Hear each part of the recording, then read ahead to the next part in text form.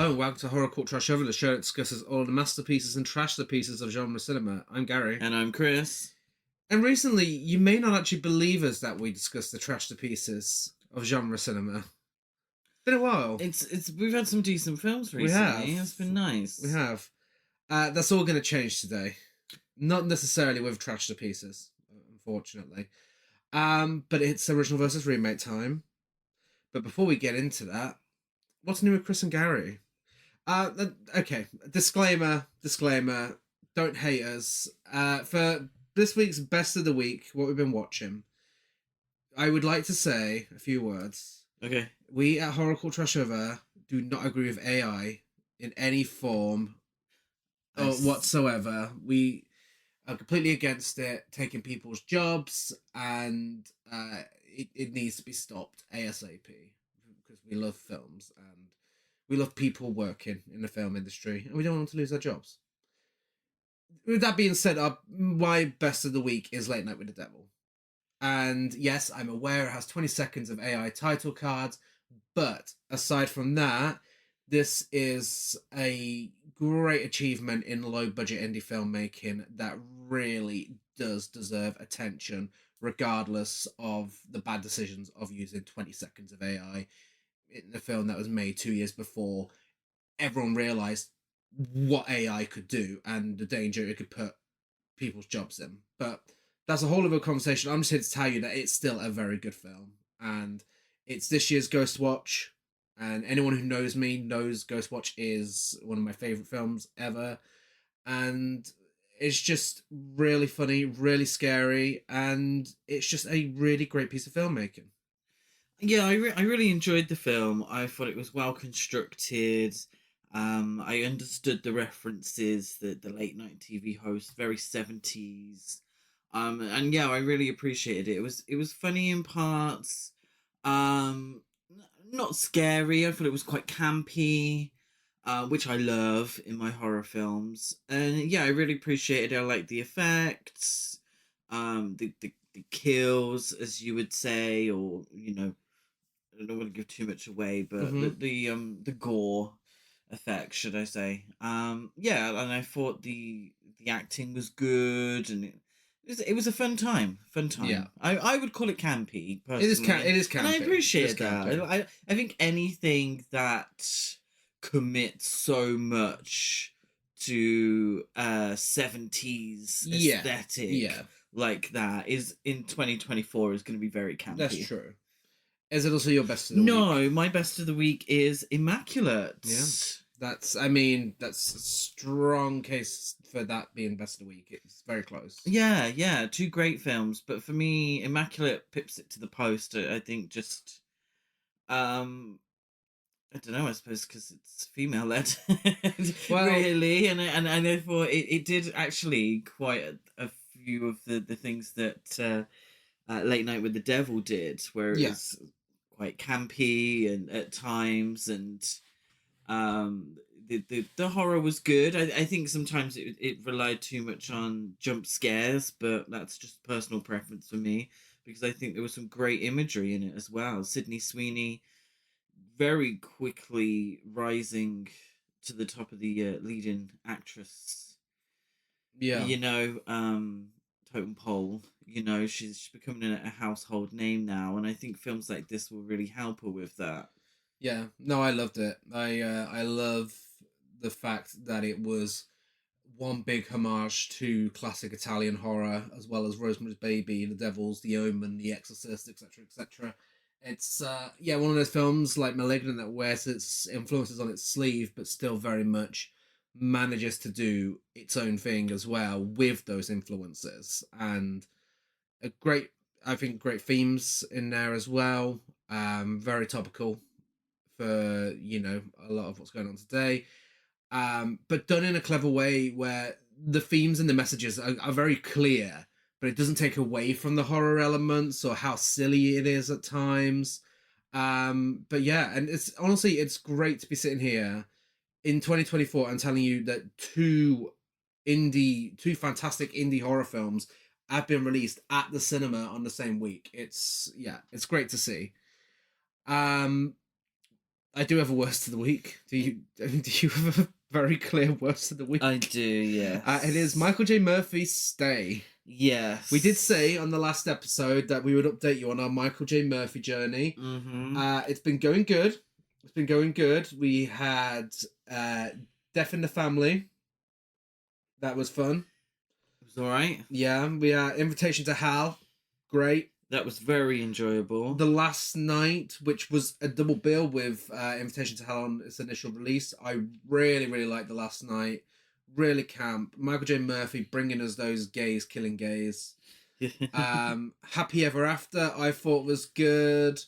But amongst these charming little pieces of micro budget filmmaking is Stay. His version of what's it called? The what it's trying to be, like a kitchen sink drama, like there's a British specific drama. film. Why can't I remember the name Shirley of it? Valentine. Shirley Valentine. Shirley It's Valentine. Michael J. Murphy's Shirley Valentine. Yeah. It's fucking dire. I don't know why he cast this guy in the lead actor. He has a very specific voice. He kind of sounds like the guy from The Young Ones. Ooh, that sort of.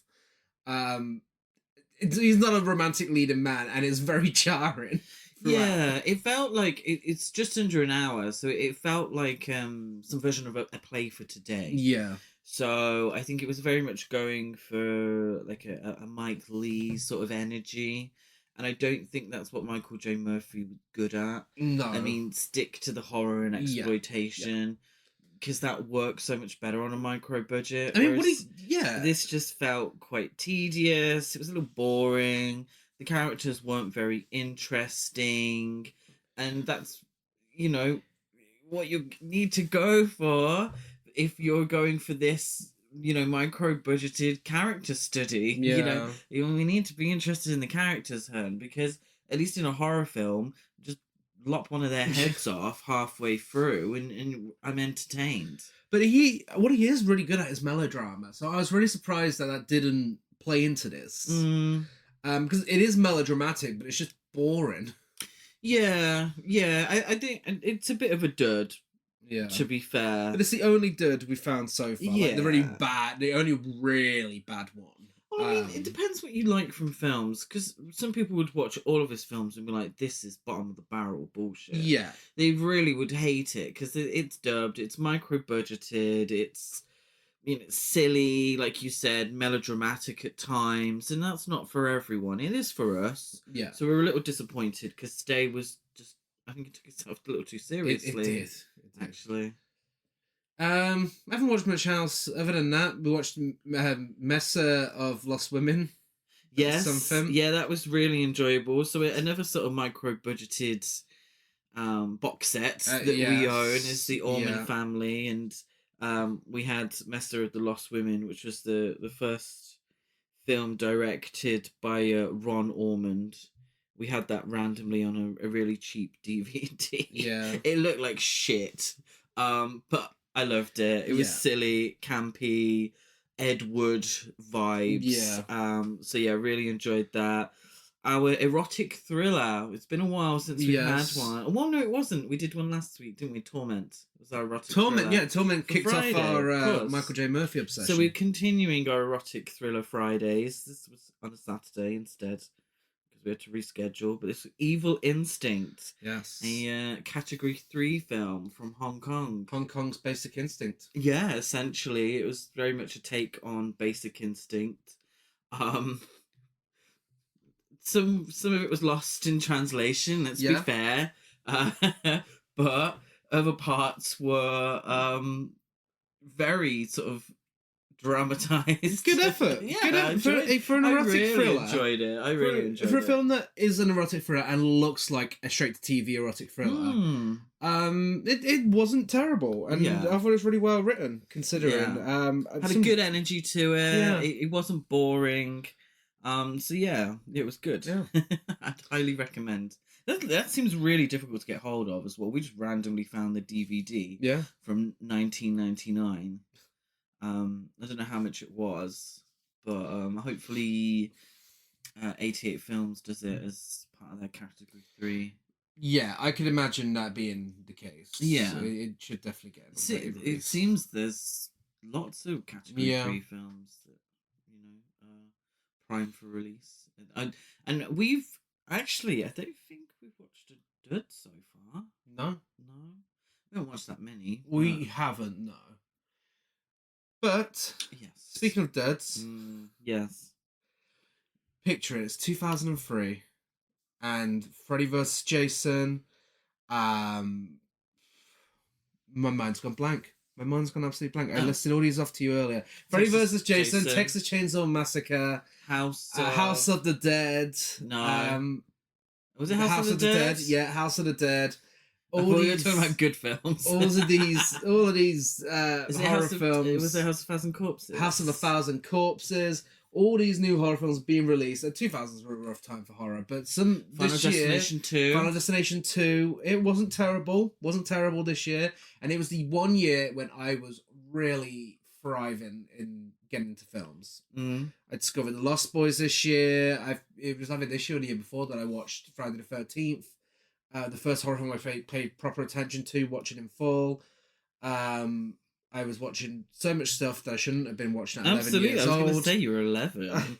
And then other films where, that's the year, that's when Cinephile Gary was created fully. When the little interest in films formed fully into cinephile territory. Amongst those films was Wrong Turn. And that is what we are discussing today for original versus remake. Poll results, the original won with 86%, but the remake got 14% of the votes. Okay. We'll talk about the remake when we get to it. There's a lot to say. Spoiler alert is now in effect. This franchise, Wrong Turn, released in 2003, started in 2003, and it went on to spawn 5 sequels and a remake. Very much popular culture amongst horror nerds. Everyone knew what Wrong Turn was. It was kind of if you weren't into horror and you were asked to pick a horror film, Wrong Turn would be the one. Wrong Turn or Final Destination, or Freddy vs. Jason, Bride of Chucky. It was around that sort of time where these were the in films. This was the shit. Everyone knew this film. The sequels are... I've always panned them, apart from 2. I think 2 is really fun. Upon watching this today, I haven't watched it since it was first released. I think I might actually prefer Wrong Turn 2 to Wrong Turn. Okay. But Wrong Turn 3, 4, 5, I just remember them just being interchangeable, just silly nonsense, which is alright sometimes. I haven't seen 6. You hadn't seen any until today. Till today, yeah. So I'd always known about Wrong Turn, and I was always under the impression that it was this super gory slasher film, and that this was the one that was really extreme from sort of the main extreme bunch. Yeah. So your Final Destinations, okay, they have their moments, but this was extreme. So I'd always heard of it that way, and it seems that that's not true. It's not true. The sequels are really over the top gory. Yeah. So I mean, I don't know whether you heard that about them. Potentially, sort of gossip. Yeah. Gossip around. It's a random slasher film.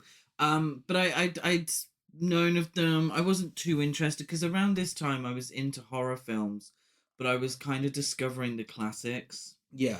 And so it didn't really interest me too much. I mean, I missed Freddy vs. Jason as well, because there's a slew of films that I wanted to watch, because this was pretty much the year where I was really getting into films. So I started reading Empire magazine and buying, properly buying DVDs and VHSs and such.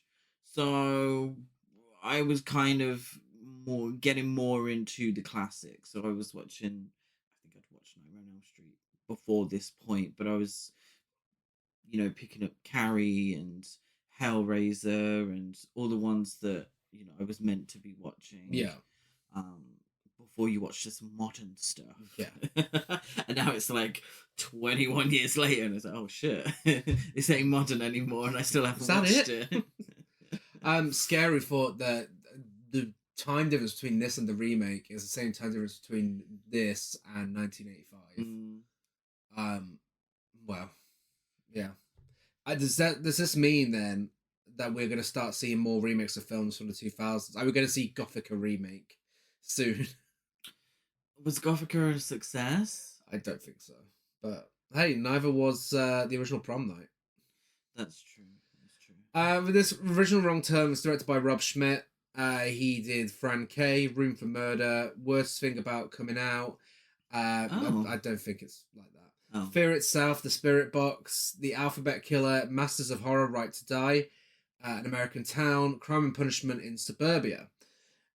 And written by Alan B. McElroy, who wrote the remake and also wrote Halloween 4, The Return of Michael Myers, Rapid Fire, Spawn, The Marine, Free, Tekken, The Marine 4, Moving Target, The Perfect Guy, The Condemned 2, Fractured, and more.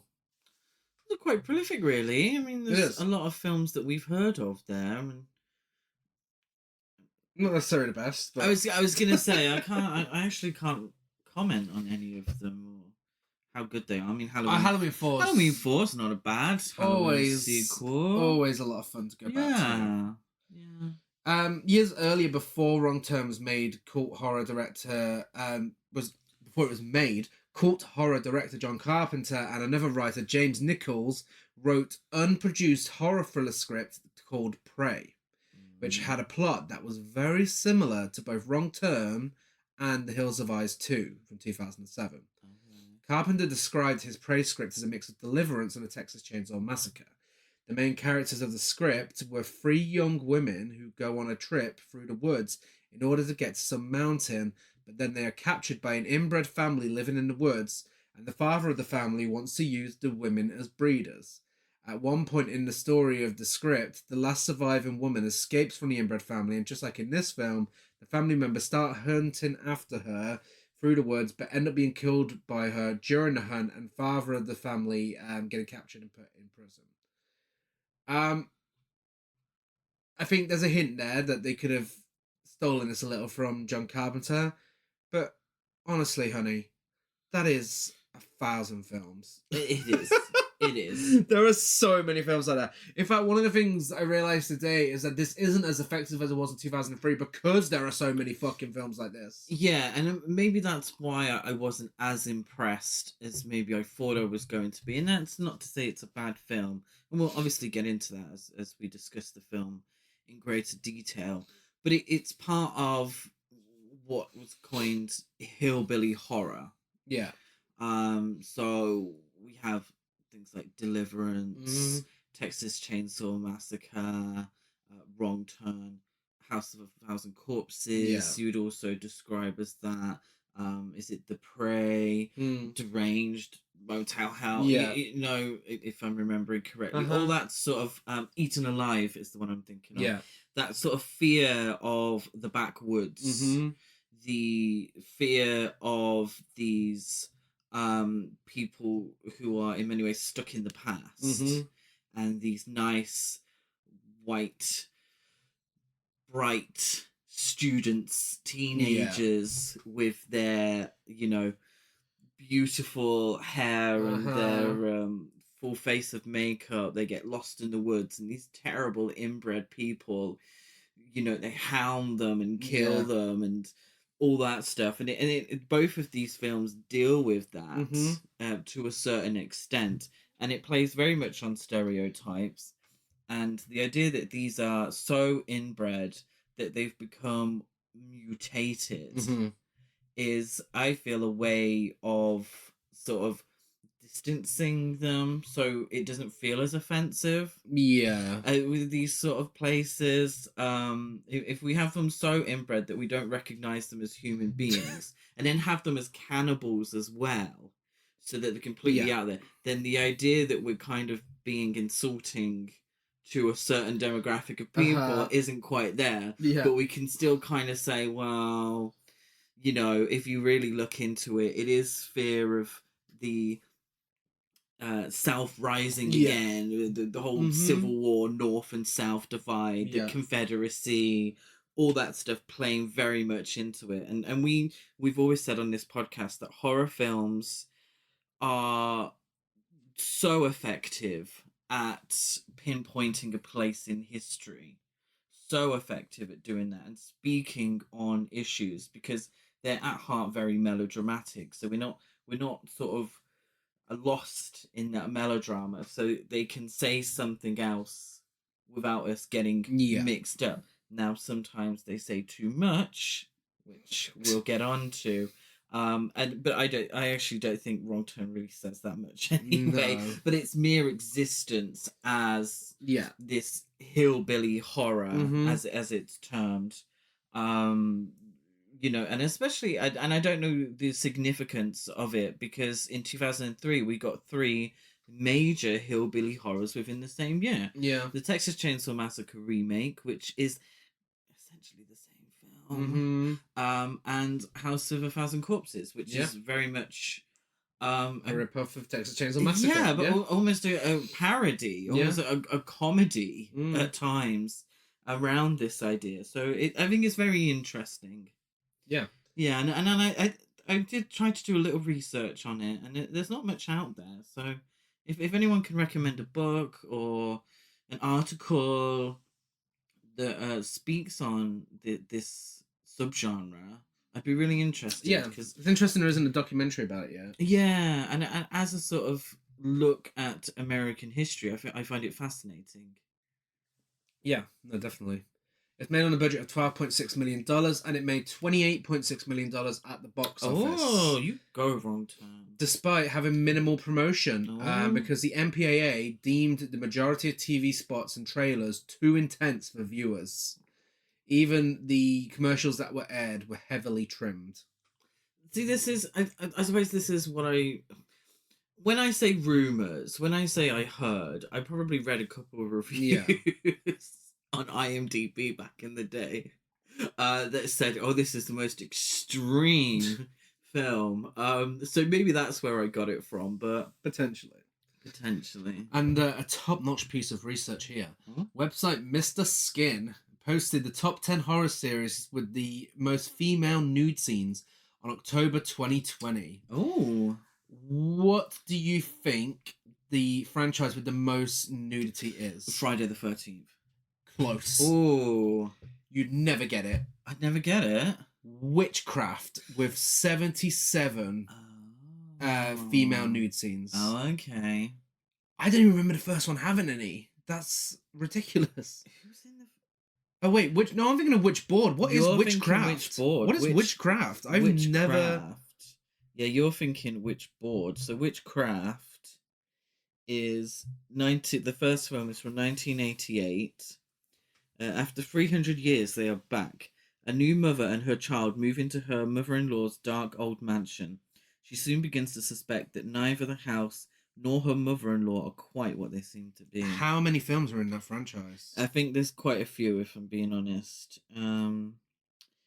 It goes all the way up to... Oh my god! Oh wow! Okay, no wonder 16. Then. That does make sense. Yeah, there's Witchcraft 16, which came out in 2017. Wow! I genuinely feel like we should watch all of these films. These look campus tits. So Friday the 13th. Literally. Speaking of, Friday the 13th has 49. Okay.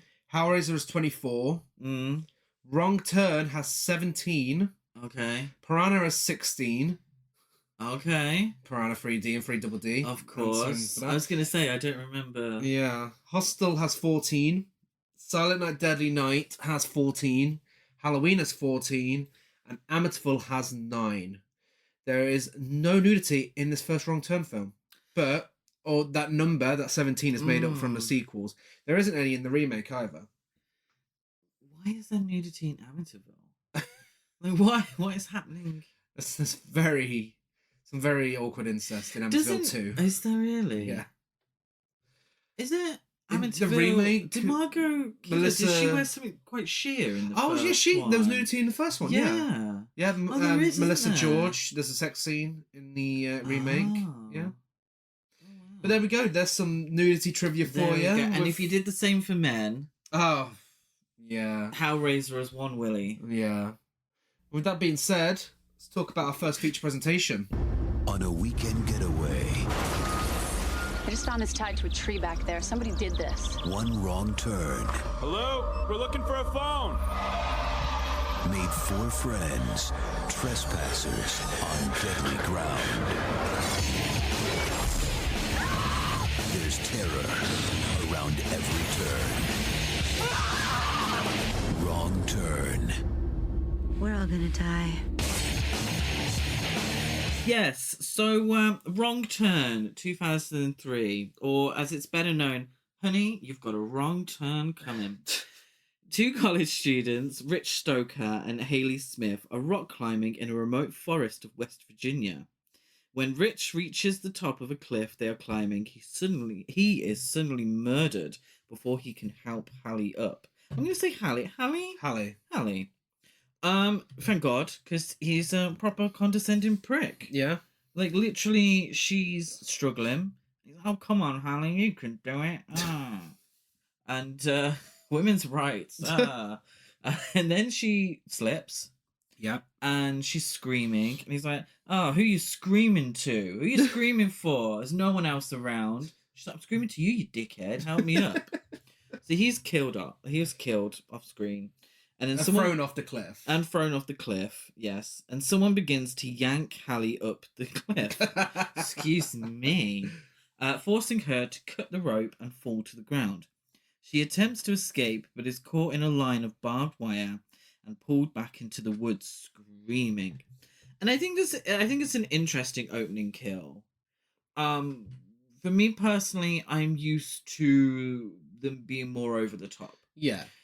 I'm thinking this is what 7 years, and I don't think this is post Scream, the film. It is in a sense the choice of actors is absolutely post Scream. Yeah, and there's the Deliverance reference. Yeah, that's I think this opening kill as well. Yeah.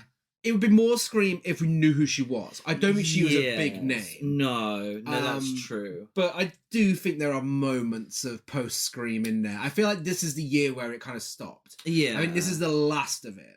But I think this is maybe the gateway between, and maybe this is why I thought it was such an extreme film. Yeah. Is because there's that moment in between post-Scream slashers and your torture porn, Hostel, which was the year after. Which was the year after. So I assume, there's an organic sort of movement towards that. Because House of a Thousand Corpses is quite an extreme film. Yeah, when New French Extremity started this year, didn't it? Or was it the year around this time? Yeah. So that does make sense because Switchblade Romance was this year. Okay, 2003. Yeah. So I feel that this is that point. Yeah, where it's sort of a movement towards torture porn, as they call it. And maybe that's why I thought this was more extreme than it was. So yeah, and I expected it to be more over the top, just getting dragged off screen. And I mean, it's quite elaborate. It's interesting. When I first There's watched a bit of stunt work there, which is good. But yeah, I mean, when I first watched it, the rock climbing thing was really intense. Yeah, like, it's kind of like, oh fuck, you actually felt something, but now all these years later, it's kind of like, okay. Yeah, I think so. And every sort of horror film kind of has them, really, particularly slasher films. So it's not the worst, but it's not the best. We get some pretty generic opening credits with newspaper articles, etc. You know the drill. We've seen it 1,000 times now. And then sometime later, medical student Chris Flynn drives through the mountains of West Virginia on his way to a business meeting. Take Me Home, Country Roads. Wasn't available. He's playing Halloween by the Dream Syndicate instead. Because it's 2003 and we need an alternative rock hit playing on the radio. Chris Flynn is so 2003. He is 2003, but he's giving Abercrombie and Fitch 2003. Yeah. Should have been Chad Michael Murray 2003. So I don't know why he's listening to alternative. He's not an alternative kind of guy. I wasn't getting that vibe off of him. No. He's a medical student. So, and you know, a lot of this is based on him being a little uptight, a little preppy. But, you know, it's a horror film in 2003. You're getting your rock music on the radio. Chris is absolutely fuming at a traffic jam, making him late. So he makes a U-turn and he stops at a gas station to ask for directions. And the elderly owner named Maynard is of no help whatsoever. Maynard looks exactly how you would expect him to look in a 2003 horror film based in backwards America. He's got teeth missing. He's extremely dirty, taking absolutely no pride in his appearance. He's slouching. Yes, we've seen it 1,000 times now. He's no help, and Chris is like, he thanks him anyway, and he says, take care. And Maynard says, as he's walking away, oh, you're the one who's going to need to take care. I can't. So that is so Scream. That is so on the nose. Yeah. Like, that I hope it was a satire. I really hope that's put in there for a laugh and not being serious. I can't do the accent, so I'm not even going to try. You're the one who's going to need to take care. Chris finds a map and decides to go down Bear Mountain Road. Excuse me. We've all been there. And I screamed at the TV, "Stop, Chris, you're taking a wrong turn." His Queens of the Stone Age CD starts to skip. And then has a life of its own as it flies out the CD. And we're like, oh, is he going to crash? Is he going to crash? But no, he gets the CD back in time. And he then checks himself.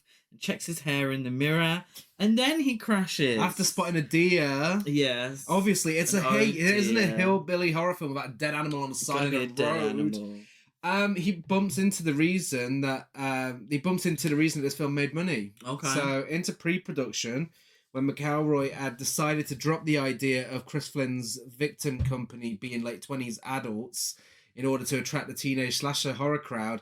He set Jesse Burlingame, her best friend Carly, and other friends to the age of 19 instead.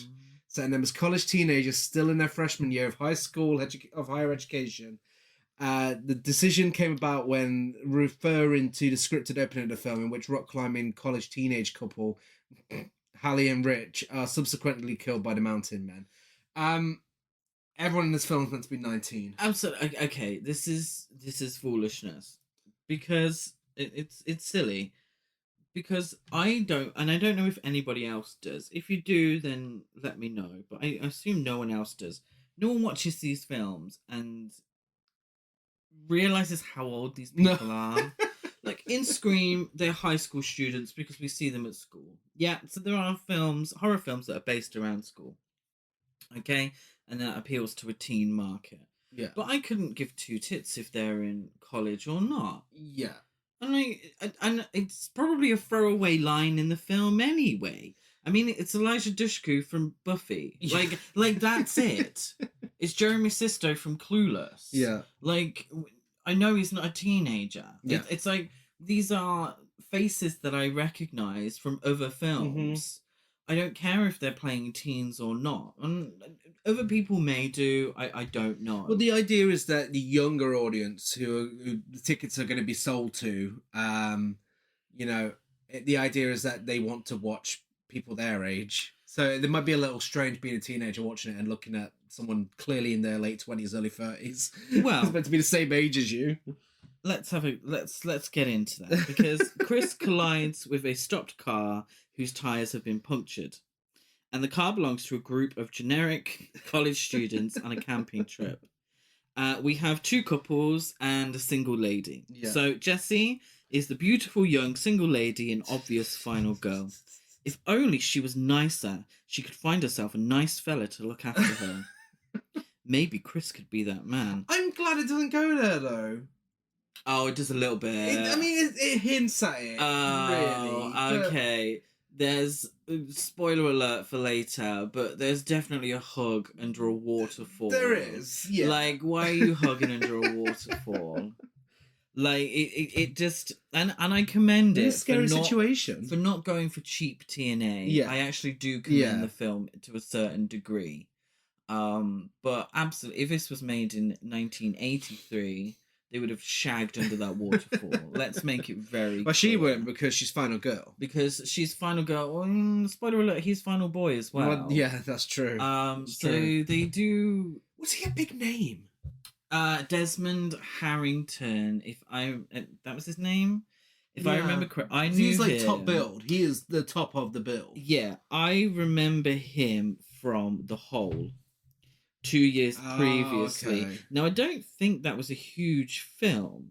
No. I don't think it was, actually, but he seemed to be a fairly big deal in that. Yeah. And that was the Thora Birch film that I will never watch again because Lawrence Fox is in it. Prick. But looking at his...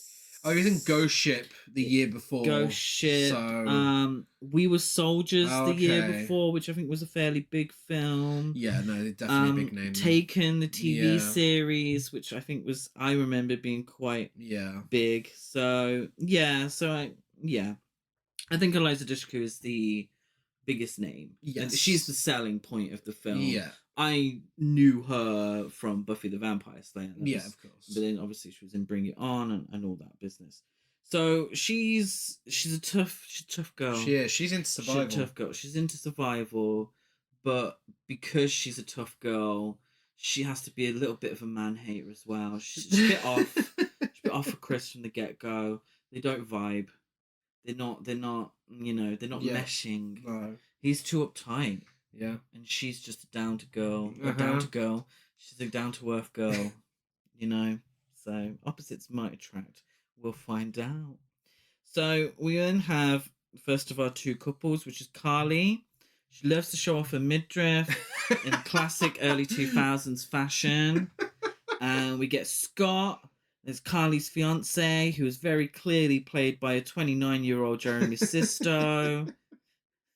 Sounds it, looks it, is it? You're 29, mate. We get it. And our last couple is Evan, who wears sunglasses. Like Bono. Yeah, and Francine, who is Evan's girlfriend, and she has red hair. And a midriff on display. And that's all we really need to know about these two. The girlies are all like dressed like they're in Atomic Kitten. Yes. Midriff is out. Eliza Dushku, her midriff slowly rises up more and more as the film goes on. That is true. It's like a big reveal. But they all look like they would be in the background TRL Yeah. interview with Britney Spears. And I'm living for it. I Yeah. mean, that That's was my thing. Yeah. That was This would have got a lower rating if I didn't have so much nostalgia to it. Yeah, with it. absolutely. Because that's one of the redeeming factors of 2000s horror is the nostalgia and everyone dressed like they are Britney's biggest fans. Yeah. I love it. Yeah. So they soon discover their tire has been punctured. Oh, their tire puncture was no accident. As they find barbed wire wrapped around it and realize that someone did this intentionally. Ooh. Hope it's not them damn hillbillies that are hiding from us. Evan and Francine, they stay to watch the car while the others go to find help. Francine decides to get intimate to pass the time, and she says, "Now get them trousers off, boy. Don't be a sissy." Apparently wearing trousers makes you a sissy. I mean... Well, he does say, "I love you" before that. It's like, I know. Now get those trousers off, boy. Don't be a sissy. So that's quite progressive, really. I mean... Saying I love you and wearing trousers. Yeah, so many would Sissy. tell you that, wearing a skirt would make you a sissy, but apparently wearing trousers makes They're you not a even sissy. trousers, they're jeans. Yeah. I'm also confused why she says trousers. I thought it would be pants. Well, yeah, in America, yeah. Very progressive. Like Francine, she's way ahead of her time. Yeah, so technically we see more of a man's body than we do of a woman in this film. I don't know, legs, like he's in his pants, but the midriff is That's true. Well, there's enough midriff to make in up terms, for. I don't want to sound like Mr. Skin, but if we're talking about, you know, inches and coverage and spare skin on show, I'm not quite sure, but yeah, it's not enough to get any cheap thrills. No. Let's be honest. So Evan disappears after he hears something from the woods. Ooh, and Francine finds his ear on the ground. Shouldn't have had sex. As she now we don't actually see them have sex. Okay, she gives him a blowy. So as she backs away in horror, barbed wire, not from the blowy, barbed wire is forced into her mouth by a mysterious figure who garrots her with it. Yes. Ooh. So this is a bit extreme. Yeah. A little bit. Thanks, Stan Winston. Yeah, a little bit more than expected. He's only credited for his producing, but Stan Winston was pivotal in the key design of the Mountain Men. In particular now, postmodern horror icon, the internet's words, not mine, Free Finger. This marks the second last major horror film he has been involved with before his death in 2008 at age 62. Oh no! And the third slasher horror film he'd been involved in following uncredited work in Friday the 13th parts 2 and 3, the latter of which he had been a core designer on the original hockey mask of Jason Voorhees. Oh. Very interesting. Obviously, Stan Winston, legend, and holds up. I think it looks fantastic. I think the makeup effects, they do hold up. I mean, there's a little bit of CGI that doesn't quite, let's be honest, but the practical effects, fantastic. Predominantly practical effects, and I think that's the main thing. I think that's, you know, it's great to see in 2003 that horror films are still doing this. Yeah, absolutely. So the remaining group, they find an isolated cabin and go inside to use the phone, horrified to find human body parts in the house. Scott initially warns Carly about entering the cabin, and he says, may I remind you of a little film called Deliverance? And I thought, Texas Chainsaw Massacre would be the obvious choice here. Such an obvious rip-off to Texas Chainsaw Massacre. But I suppose you don't want to remind the audience of the film you're ripping off.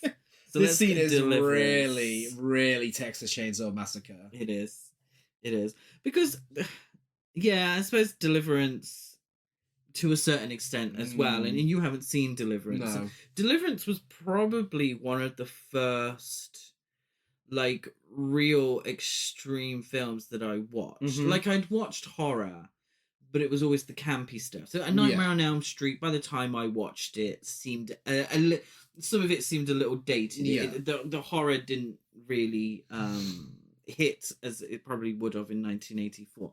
But Deliverance was really one of those films where everyone, it's so extreme. And it is. It's a very tense film, and you need to watch it.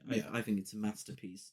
But this is absolutely Texas Chainsaw. Like, discovering shit in an abandoned house in the middle of nowhere. Like, come on, man. So, we also find out that Carly needs to use the bathroom. And Scott says, okay, who lives here? And she says, I don't know, but can you help me find the bathroom? And Scott says, baby, I think this is the bathroom. They are forced to hide inside when the occupants return home, and they are 3 cannibalistic inbred mountain men. 3 Finger, absolute legends. Sawtooth, didn't get enough credit. And One Eye, my least favourite of the 3. Really, they're so interchangeable that I struggle. I struggle. I'm not gonna lie to you. If the internet says that one is better than the other, I'll believe you, because they're all kind of the same to me. Yeah, but look fantastic. They do, and I think the thing is, the only thing to distinguish them is the fact that one of them is played by Julian Richings. And obviously that's Free Finger. Yeah. You know, the man who's been in everything plays Free Finger. And I didn't know that until this time watching it. So. But the effects are great. But I suppose if the whole idea is that they're inbred, they're going to kind of look alike. Yeah, that's true. Like, if their family history is exactly the same, you know, But anyway, they enter the cabin with Francine's corpse, and the hiding group watch as her body is dismembered and eaten. After the cannibals fall asleep, the group attempts to escape, but their captors awaken and chase them into the forest. The group find cars left from previous victims and try to make up an escape plan. Chris gets shot in the leg while trying to distract the cannibals, and the girls take him to a truck where Evan's body spills out. Scott attempts another diversion for the other three to escape, but gets killed with arrows instead. I can't believe Evan died like a sissy with trousers on. Oh, yeah, he did. Yeah. Carly is understandably hysterical at Scott's demise, and she decides that Chris got them into the situation in the first place, and she's initially hesitant to follow him. And I could smell the wet blanket. Yeah, I'm like, Veronica Cartwright she's now, that yeah. girl that I know she is. She's the Veronica Cartwright. She's going to be the screamer. She's going to be the whinger. She's going to be that girl. So Jesse, Carly, and Chris stumble upon an old watchtower with an old radio and try to call for help. Literally before they even get up there, though, like Carly, they're hiding out from these murderous inbred cannibals. And she's like, "Hello, is anyone up there?" Yeah. Like, oh my god, bitch. They are literally around the corner. They're going to fucking murder you. And then she says also, we're all going to die. It was like, that's the spirit, It's like, yeah, Carly. what if you keep shouting out Yeah, on your you're gonna be a location? dickhead you about probably it. will. Everyone's going to die. You know, you first turn, and then the rest of us might have a chance. And as she's on the radio, she says, "I don't know our position. Just help us." It's like, don't be silly, love. You know, but there's paperwork and shit around. There's got to be an address somewhere. Don't be stupid. Absolutely beautiful CGI. As they're looking out across the forest from the watchtower.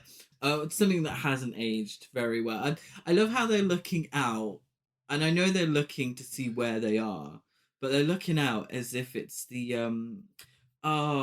which Star Wars film is it? The three of them looking out into space. Empire Strikes Back. Empire Strikes Back.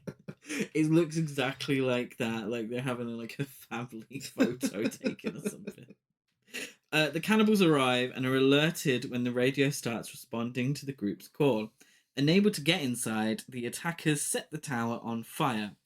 Our protagonists escape by jumping out and into the trees, triggering a chase in which Carly is decapitated by Three Finger. Did you hear a pop during the tree jumping? Pop. Yeah. Squish. Emmanuelle Shriku, who plays Carly, she dislocated her shoulder performing her fall through the trees, and you can hear her shoulder pop on the production track in the theatrical sound mix. Oh dear. And then if that wasn't bad enough, yeah, the decapitation. She gets the best death of the film. She does. Bless her, by Three Finger. Using an axe. I thought it was a shovel. Oh, Shovel, but I thought it was it like could have an been an axe. axe. It could have been an axe. It was quite dark. Yeah. The watchtower scene, I think it's a really good set piece. Again, back in the day, it was the most intense thing. It was, oh my god. Oh no! Eliza Dushku's and gonna his get generic killed. character's gonna survive. Eliza Dushku's gonna get burnt alive in a watchtower. Will the midriff live to see another day? But yeah, how will they make it to the Britney Spears concert? Again, now with the CGI having aged so badly, it does take a lot. It's away. a little cringe. It is a little cringe, but I appreciate it. You know, not everything. You can't judge absolutely everything by today's standards. It's a product of its time. That's not to say that in 2003 anyone's going, "Whoa, look at those effects," but it's been 21 years. Middle and low budget. Yeah. So Chris pulls a branch while Jesse lures the attacker for the former to release it, knocking him down. Chris initially wants to distract, but Jesse rightfully reminds him that she is quicker than him. Yeah. Jesse and Chris flee and hide in a cave until morning. Jesse tells Chris about her pals, bringing her on the trip to cheer her up after a breakup. Chris reassures her that she shouldn't feel guilty, and they hug by a waterfall. Yeah, absolutely would have been a kiss. It would have. I kind of, and then again, I kind of commend. I think if it was Wrong Turn 2, which I haven't seen, Yeah. but Mr. Skin assures me that I'm gonna see some action. Yeah. In the sequel. So in the sequels, they probably would have had a good time. Yes, they would have. By the waterfall. So I kind of appreciate. No, we're a horror film. Let's stick to the horror. I want to scare the pants off you, the trousers off you, you sissy. We're just going to stick to what we know, and that's what we're going to do. Yeah. So the cannibals find them, pushing Chris down the hill, then kidnapping Jessie and taking her back to their cabin. Chris survives the fall and meets a police officer, but the officer is killed by Sawtooth, who shoots him in the eye with an arrow. Chris says, "People are dead," and the police officer responds, "What people?" and then gets an arrow to the eye. And I thought, you bitch. Yeah. You're the one. Chris hitches a ride by holding onto the underside of the truck as Sawtooth drives it back to the cabin, where Jessie has been tied down to a bed in preparation to be eaten, and watches fearfully as the cannibals chop up the dead policeman. Okay, it's Texas Chainsaw Massacre. Like, come on. Before they can move on to Jessie, Chris sets the building on fire and drives the truck through the wall. He fights off the 3 cannibals and frees Jessie, and they escape as Chris kills the cannibals by blowing up the cabin. Hilarious. Now, Jessie also kills one of the cannibals with a bow and arrow. Yes. But, yes, unfortunately, Chris does take over here at the end, and he saves the day, and he sets everything on fire. There is a hilarious explosion, and the 2 of them are flying off, CGI'd, and whoa! Which was quite campy, I have to admit. Chris delivers the final words of the film.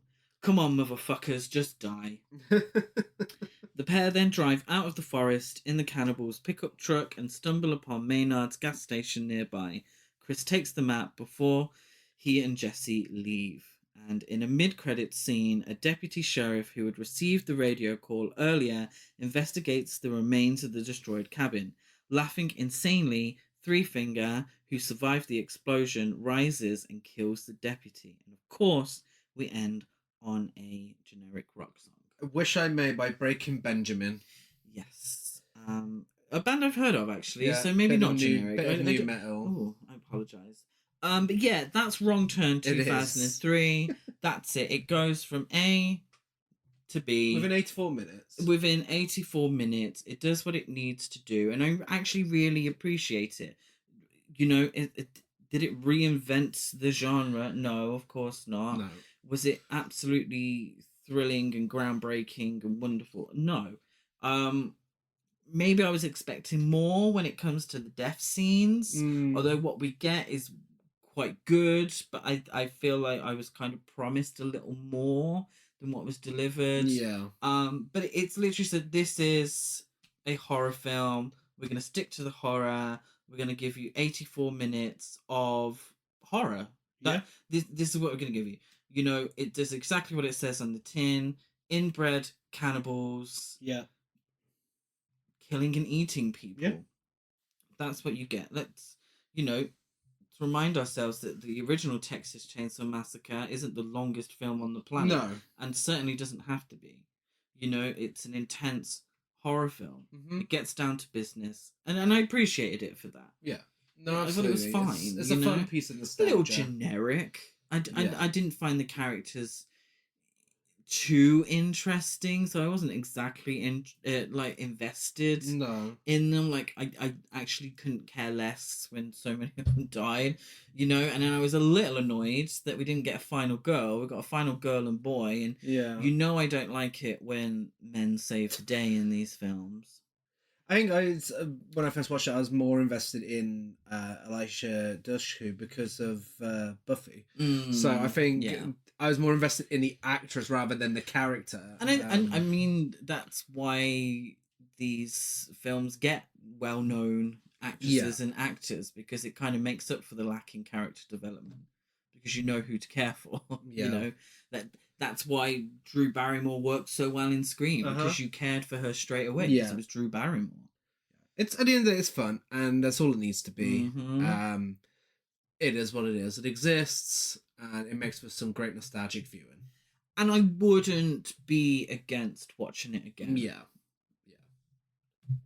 But next up, we have a film that kind of does the exact opposite of what we've just said. No, obviously, we're still in March. This isn't a Mix and March episode. This is very much just an original versus remake episode. But it's a good example of the opposite of Mix and March. Two films that are supposed to be connected, but couldn't be any more fucking different. Yes. Yeah. They're worlds apart. Wildly different. Yeah. Yes. Excuse me. It is Wrong Turn 2021. Again, it's written by the same person. It's written by Alan B. McElroy, directed by Mike P. Nelson, who did The GI, Summer School, No Wake, and the No Wake and Ambrosia segments in VHS 85. Oh. Said about that one, the birds. Oh, okay. No, the one that you're thinking of with the Wake was, I think, VHS 94. That was really good. I'm gonna be perfectly honest. I get the VHSs mixed up. Well, that's another episode waiting to happen. Also, The Domestics, Studio Luma, and You Want the Night. So, Do I? yes, you do. Budget unknown. It was in cinemas. Whoa, spooky. It was in cinemas for one night only, and in that one night, it made $4.8 million. What is that budget? It's the unknown. Can I? No, I won't. This would have been so much better with the unknown. The unknown would be great. Are we going to get an unknown horror film? We are, yeah. We are. Because I've already seen an unknown ASMR video. I would love to get the actress who played the unknown at the experience on the podcast to talk about the film when it's released. I hope she's in it. I hope so. Yeah, this film really does take away everything that worked for the original. Now, we are about to completely trash it, but I will say I do think it was made with good intentions. And obviously, I believe a lot of films are made with good intentions, but I really think the messaging in this film, I really think it's trying to say something really positive and important, but it's so messy that it gets so convoluted, and it's kind of like, okay, you're kind of contradicting your own message now, and I don't know what you're going on about. I can't tell you, and I'm about to, but I can't tell you off the top of what happened in the second half of this film. It starts off with the generic premise that you'd expect, and sadly, that's actually when it was at its best and then most intriguing. But the dialogue, though, let's get into it. Let's talk about our second feature presentation.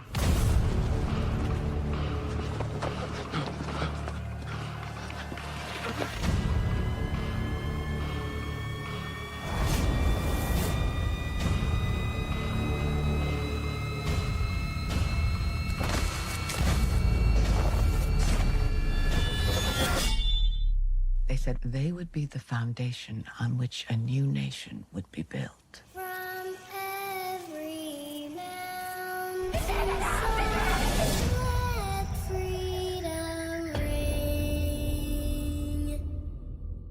Scott Shaw arrives in a small town in rural Virginia to look for his daughter Jennifer and her boyfriend Darius, but everyone is really sketchy and unhelpful. He goes to a bar, and the bartender's like, you know how many tourists come through here? I remember drinks, not faces. I remember drinks, not faces. That's what I was like when I went to the pub. 6 weeks earlier, Jen, Darius, and couples Adam and Mila, and Gary and Louise. Yes, Gary and Louise, the gays. We have the gays in this one. Wrong Turn 4 actually has some great lesbian representation, if I remember right. Oh, fantastic. Yeah. So, franchise for the gays. We'd love to see it. They arrive in this small town to Hike the Appalachian Trail. So for our Manchester folk, think Drinkwater Park. They encounter hostilities from locals in the bar, especially from Nate. Now, Nate is played by the guy from the cabin in the woods, who's at the gas station. So he's gone from being a parody of that sort of character to playing that sort of character in a serious role, Yeah, but it's which is quite amusing. somewhere in the mixed up. It's Tim Dizan, his name it's is. not a parody, but it's kind of a redeemed character Yes, that's true. in the mixed messages that the film gives. Yeah. He was also in Texas Chainsaw Massacre at the beginning, so I think this is... I think it's a little typecast, Yeah. potentially. Amazing dialogue exchange. He says, "You goddamn hipster freaks are the problem with this whole world. Not a goddamn one of you ever worked a real fucking job in your life. So you better sit the fuck still and behave yourself." And then our lead girl, our leading lady, our final girl, Jen, she stops him and she's like, "You're wrong. My boyfriend Darius runs a sustainable energy non-profit. Mila's an oncologist. Adam's an app developer. Gary and Lewis, they own a pair of New York bistros. I don't know, I'd call those real jobs." And then he says, "And what about you, sweetheart?" And she says, "I have 2 masters, art history and dance." Just like you, Chris. Well, I have a degree in art Dance. history, not Oh, dance. shit. Not dance. Which means I make coffee for a living. But right now, I'm looking at you, and I'm seeing some yellowing in your eyes. Which means what, Mila? And Mila's like, "Oh, it could be liver problems. Could be jaundice. You should probably see a doctor, actually." Oh my god.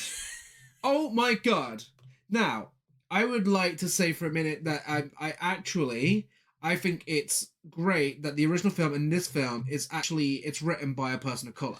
Yes. We don't get many especially slasher films made by people of colour. Absolutely. So I will fully say right now, I think that's fantastic and great. We should have, again, where are the predominantly African American slasher films? There's not many of them.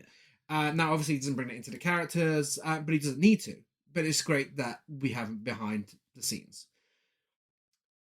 I don't know how old he is. Well, But no. Well, Darius is black. Darius is black. Yeah, no, Yes, of course. I'm referring to the original film. Oh, Yeah, excuse me. Yes. Yeah, yes, but yes. in this film, there's great diversity. Yeah, great There's- representation. Yeah, it's a very diverse film. Yeah. It's clearly made in 2021, and it's what we need to see moving forward. Yes. I don't know how old Alan B. McElroy is. Well, he wrote Halloween 4, He which did. came out when I was born. Yeah, which again, even better that he's been working in the game for that Yeah, long. absolutely. Yeah. These opportunities Yeah. don't come up enough for people Yeah. of colour, so that's fantastic. By the time this remake came out, again, I don't know how old he is, but he is definitely not the same age as these characters. Yeah, of course. And I can tell you right now, you can tell.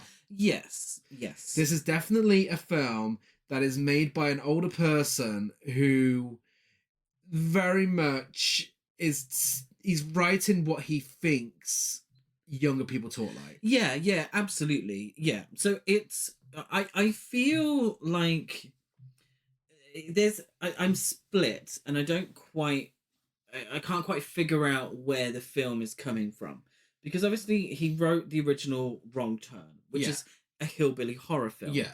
And there's a lot of political commentary that you can get from that. Yeah. But the decision was made that Wrong Turn 21 years ago would not have that included. Mhm. Yeah? Straight up horror film. So he's had the chance to rewrite that film. Yeah. To do it again. And to really play into the politics that the premise brings up. Yeah. But so much of it is now shoehorned in because it tries to say something on everything. Yeah? Yeah. And much of the original film is lost because of this. Mm-hmm. Now, I don't know if it's because he wanted to include that in the original film or he feels like he has to include it in a modern film for it to become an elevated horror. Yeah, because this is definitely going for elevated horror. Whereas the original was trying to be Texas Chainsaw Massacre, this feels like it's trying to go for Midsummer. Yeah. So I like I said at the start of talking about this film, I appreciate what he's going for. It's just so messy, and that dialogue, it's so it's cringe. yeah, it's so It's clunky cringe. because it's genuinely like you haven't done any research here with what people actually talk like. You just this is what you think people talk like. But this is what they sound like on Twitter. Yeah. This is what they Yeah. sound like on Reddit. You know, this is what it. But no one talks like that in real life. Uh-huh. Also, you know, is his name Nate? Yeah, How did he refer to them? as freaks, As is it hipster or hipster freaks. Yeah, But I don't feel like he would use the term hipster. he absolutely would freaks. not use. He hipster. wouldn't use that term. If we're conveying a character who is a backwoods hillbilly, and I hate saying the word, but that kind of type of person who abuses alcohol, like homemade alcohol. He wouldn't call them hipster freaks. But also, so if he's clearly he's presented as a bigoted character. They all are in this little town. Very much stereotypes. And these are our protagonists. We're meant to root for them, feel sorry for them, but then technically, as the film progresses, they really fuck over a small community in a big way, which technically should be the villains, but then they raise a really good point, and it could look like it's trying to say something about the treatment of smaller communities that have been taken over, and maybe even get to the point of commentary on colonialism. Yes. But then they turn into full-on villains, and it's kind of like, what are you doing? What is this? So there's moments that you're don't know forced who to you're have rooting to for. dissect. Yeah. So Adam is our obnoxious white dude in the film. So he judges everyone. He's our sort of liberal character, but he's not liberal because he's so he stereotypes people so much. So he says that someone says, "Oh, it looks great, this little town." He says, "Oh yeah, especially if you miss the Confederacy." Yeah. And he just assumes that everyone in this place is bigoted. Yeah. Now, the whole point of the film is that you don't assume people are a certain kind of way. Yeah. You don't judge people from where they're from or based on sex or gender, all that business. You don't judge people. Mm-hmm. That's the whole point of the film. He assumes that Nate is gonna be racist towards Darius. He says he's a black dude with a white girlfriend in bumfuck Virginia. So of course he's gonna have to be careful. Of course, as a gay couple, you're gonna have to be careful. And the gay couple are holding hands in the hotel, and the receptionist gives them a funny look. She didn't say anything. Yeah, but I feel like that's the film saying those stereotypes are true to a certain extent. That's the confusing part. This is where it gets mixed also, up. Nate, they get into their little argument at the bar because Nate goes over to offer his help because he is aware of the dangers of the forest. Yeah. So he goes over to offer his help and say, you got to keep on track for this, that, and the other. Why he's not completely clear about why, I don't know, actually. Because you just say that there are a group of people out there who are very dangerous, who set traps. Like, he could easily have just said that. Yeah. Be very careful. But he's got to be the stereotypical hillbilly warning you. Where we're passing judgments, and the group are passing judgments on him, and they kind of dismiss his help because of that. And he's like, well, if you don't want my help anyway, you're screwed. Fuck you. Yeah. So and I understand what they're going with this and not judging people based off of stereotypes, but it gets lost. That's my problem. It gets so lost, and it really gets to the point where I found myself questioning who was the antagonist and who were the protagonists. Exactly. Whilst on a pre-hike run, Jen meets a strange woman called Edith. With her is a young mute girl, Ruthie. Did they have to call her Ruthie? Jesus Christ. That's a name, isn't it? Yeah, no, I have to keep calling her Roofie. Yeah. What does it sound like? Rufio? Roofie. The fucking date rape drug. Oh, okay. Jesus Christ. Oh, I thought it was a real. Oh, okay. It sounds the exact same. What yeah. a shit name. Yeah. Yes, you heard me right. On a pre-hike run. Before going on a hike, Yeah. Jen goes for a run. But her being good at running doesn't actually come back. It doesn't come back. It doesn't really.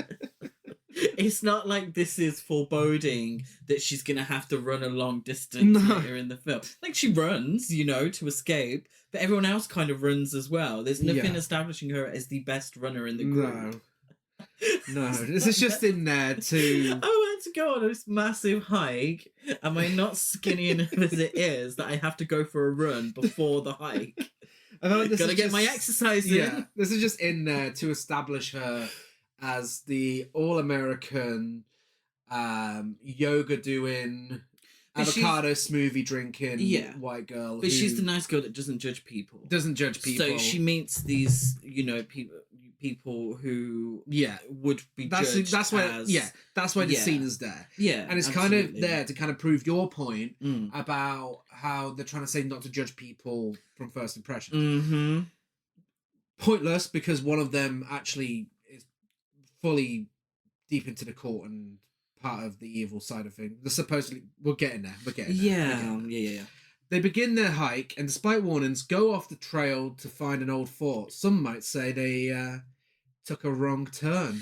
And you know what? It's a good job they did, because that's the only reason this film is called fucking Wrong Turn. Like, there is nothing here. Like, but it's also the only reason the original is called Wrong Turn. Well, yeah. But I mean, like, none of they don't try and bring any of the characters or... No. And, you know, some films, some remakes can do that and get away with it, but, oh my god, at least make a good fucking film. The funny thing is the very on-the-nose moment where they're entering this part of the forest or whatever, and it says Appalachia ahead, and then to the left it says north, and to the right it says south. And I'm like, are you fucking serious? It's fucking north-south divide, like, slapped around your face. Like, I get it.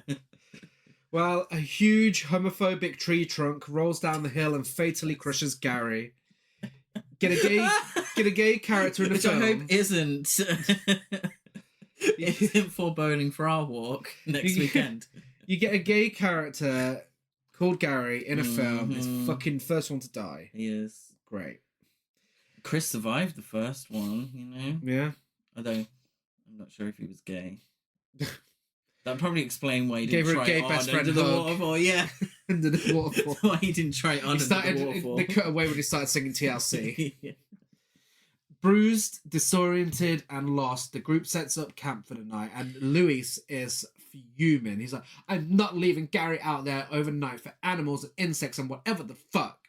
And I shit you not, Adam, the is he a bad guy, isn't he a bad guy character, Adam, turns to him and says, that's not Gary anymore. Luis, that was his body. His spirits moved on. That's what he believed, right? He's in paradise now. He's happy. I had to pause because I couldn't stop laughing. What the fuck? I'm assuming it's him referring to Gary's religion and his religious beliefs. That's so cringe. But it comes across as cringe, and there's so many parts of this that feel like parody. Yeah. Because I know, and it's lovely that this is, you know, inclusive. Yeah. But it comes across as a get over it kind of moment. Yeah. Rather than establishing, I mean, Gary's not a well-established character apart from the holding hands, and he was the first to break away from the hand holding when he thought the receptionist was a little homophobic. And this is all based on a look, by the way. Yeah. And I feel like the film is trying to tell us that the receptionist never actually said anything.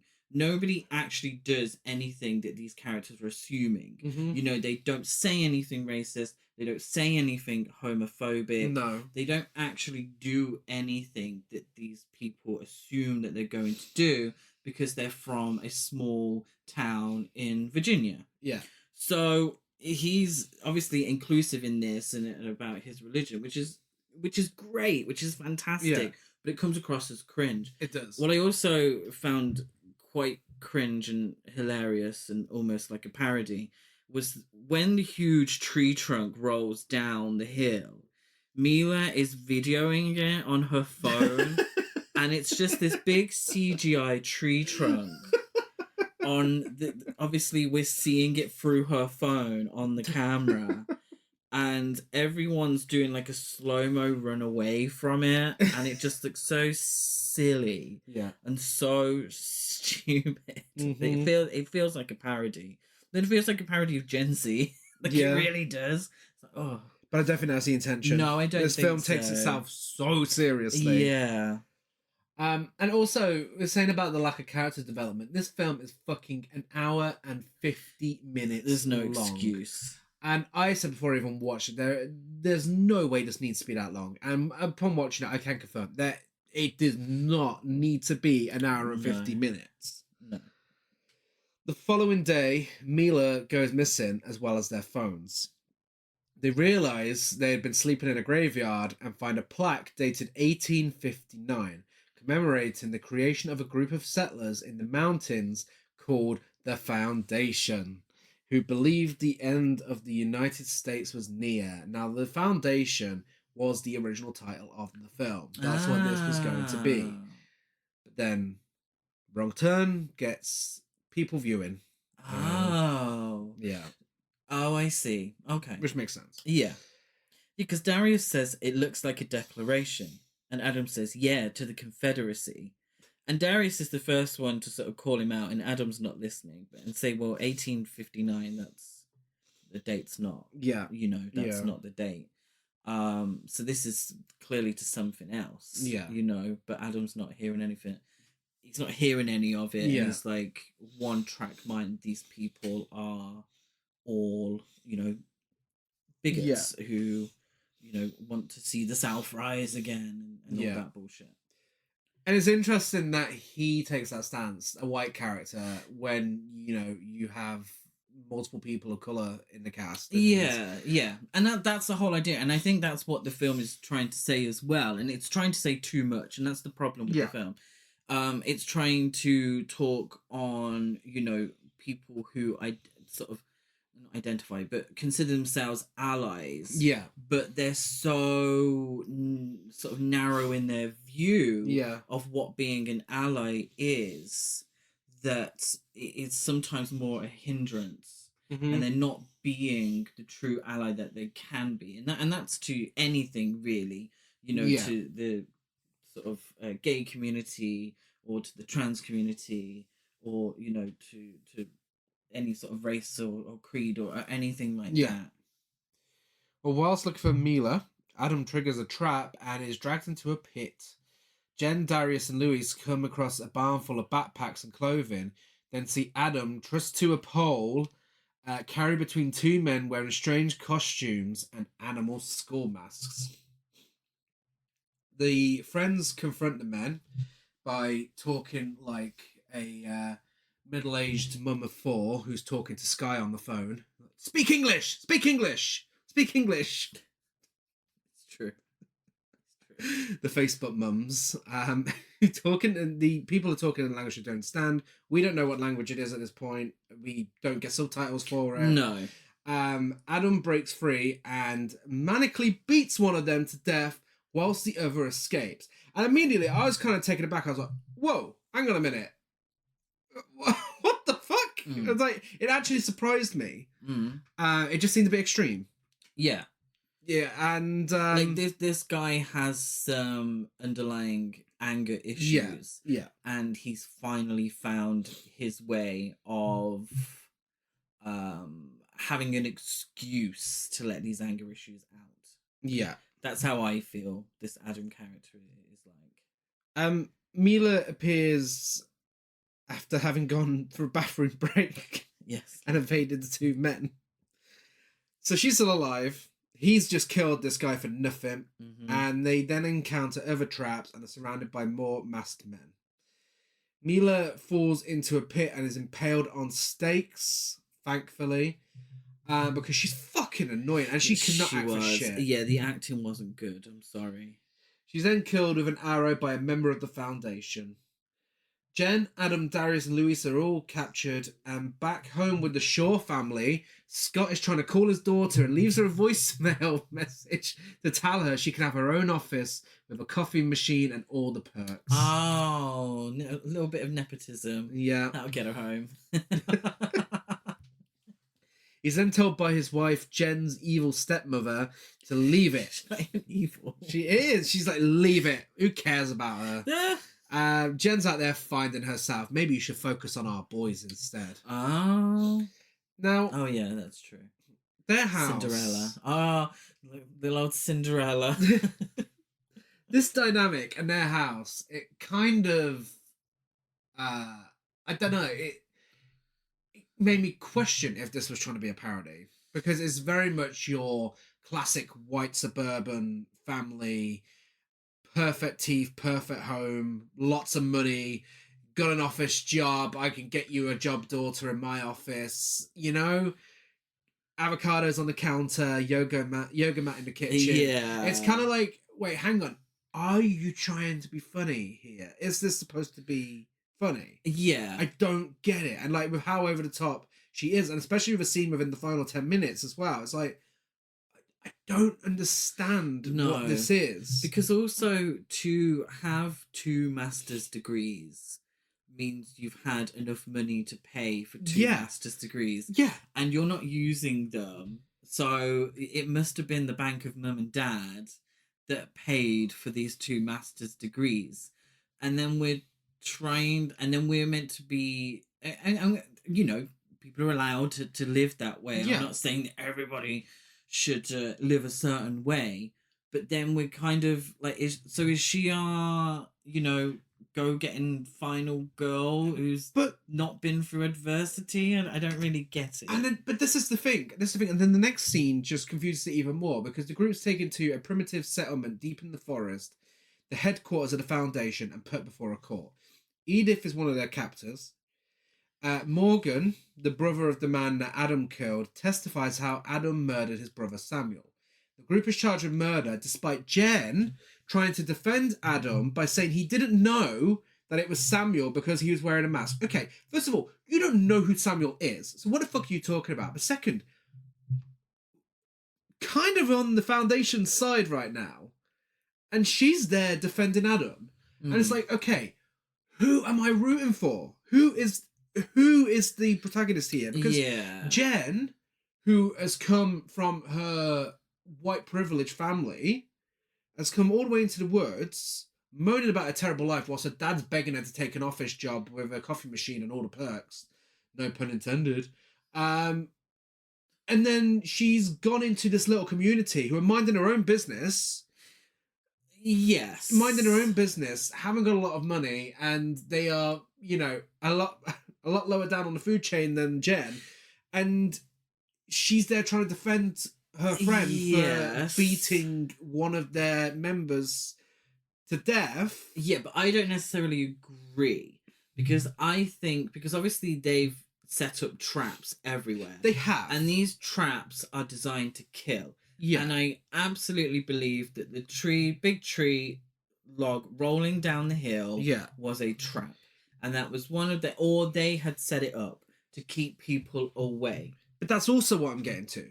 Yeah. Because, and then later on, it's very clear cut that they are the villains, the Foundation. Yes. But then this court scene just makes it confusing, because it's kind of like, well, no, I actually do agree with what they're saying. Yeah. Like, you did just actually, you know, they don't know at this point that the tree trunk thing, whether or not it was them, but you literally did just beat one of their family members to death. Yeah, of course. And she is like really pleading to save Adam. It's like, okay, hon, you know Adam's a piece of shit at this point. But then are they above the actual law? So by their law, it's an eye for an eye and a death for a death, you know, and they kill him the same way that he killed Samuel. So do they believe that because they have their perceived ownership of this land, that they also are the law of the land, and whatever they say goes? Yeah. So they have what appears to be like a court, you know, but how much does it really mean? Because it's not an official court. It's something they've created themselves. Yeah. It's fucking messy. Yeah. It's so messy. Yeah. And it could have been really interesting. Yeah. But it fails to do so.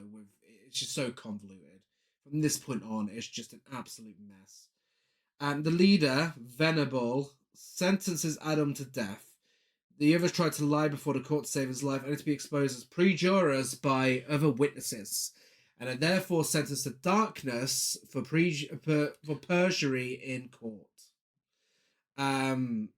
Yeah, perjurers, by the way, I was trying to say. Perjurers. Adam breaks free and holds Rufy hostage, demanding the release of his friends. Rufy uses a concealed blade to stab Adam in the leg, and he is then executed in front of his friends by Venable, and he beats him to death using the log that he used to kill Samuel. It's a very Midsummer scene. We get to see the head smashing. It looks great, but it's clearly trying to go for Midsummer. It is, yeah, massively. Louis tries to flee, and Venable blinds him with a hot poker. Jen tries to manipulate Venable and fellow Foundation members for mercy, so she sells Darius to the group. Here he is, have him. To the group as a desirable professional who is able to solve social problems of their closed society. So, she literally sells him to them. Yeah. And he does, spoiler alert, become a permanent member of Yeah. the Foundation. He's like, yeah, I actually prefer it here. Again, what are you trying to tell us about these characters? I'm not sure what this is trying to say. She offers herself to anyone as wife and mother to their children, advertising herself as having good genes and no genetic predispositions to cancer, of which she's found the Foundation people are afraid. Yeah. Venable agrees, and she and Darius are initiated into the community. Honestly, at this point, it's fucking snooze-inducing. This is such a terrible decision of a way to go with the film. It's fucking boring. Jen becomes Venable's wife as he discloses he's been widowed for over a year after his wife died in a mountain slope accident. 6 weeks later, Scott Shaw arrives to the town at the beginning of the film. Mm-hmm. He pays a local tracker to take him through the forest. Yes. Pointless character because a trap kills the tracker and his son. Scott finds a settlement but is captured. So Scott, just before the trackers, the absolutely pointless trackers, he's attacked by a group of the locals, headed by Nate, who appear to only play pool at the bar. That's all they ever do. That's all they do. But they attack Scott. We're led to believe because they don't like him and they don't like his daughter and friends, so they attack him and try to run him out of town. Yeah.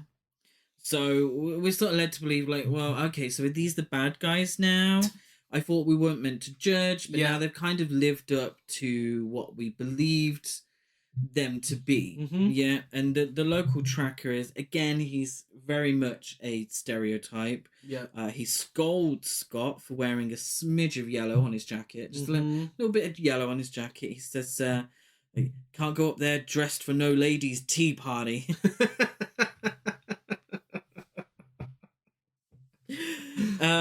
Yeah, less said about that the better. But dear.